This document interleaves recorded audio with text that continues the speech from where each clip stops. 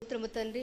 అవును ప్రభా, మేము చేసిన పాపాలకు తండ్రి నువ్వు కలువరి సిలువలో బలి అయిన ఉన్నావు తండ్రి. నీకు స్తోత్రము తండ్రి. అయా నీ అయితే నాగేటి సెలవులు దున్నబడిందయ్యా.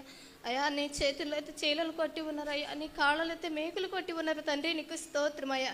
అయా మేము చిన్న దెబ్బ తగిలితే తట్టుకోలేము తండ్రి. నీకు స్తోత్రం అయ్యా. నువ్వయ్యా మా కొరకు తండ్రి పడరాని పాటలు పడి ఉన్నావు తండ్రి. నీకు స్తోత్రం తండ్రి. అయా ఏమిచ్చి నీ రుణము తీర్చుకోము తండ్రి. నీకు వందనాలు స్తోత్రము తండ్రి. అయా నువ్వు గొప్ప కార్యం చేసి తండ్రి అయ్యా.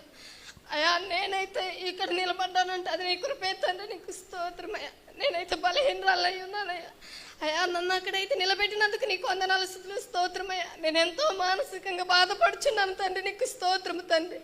అటువల తండ్రి నీకు వందనాలయ్యా. నన్ను ప్రార్థనకు పిలిచినందుకు నీకు స్తోత్రము తండ్రి. అయా నా ప్రార్థన ఆలకించండి, ఆశీర్వదించండి, కనికరించమని అయా వచ్చిన బిడ్డలందరూ దీవించండి అయ్యా. నీకు స్తోత్రము తండ్రి. అవును ప్రభువా, అయా 7 మాటలు చెప్పుచుండగా తండ్రి ప్రతి బిడ్డను ఆశీర్వదించడు తండ్రి. నీ సిలువ సాటును మరుగుపరచుకొడు తండ్రి. నీకు స్తోత్రము తండ్రి.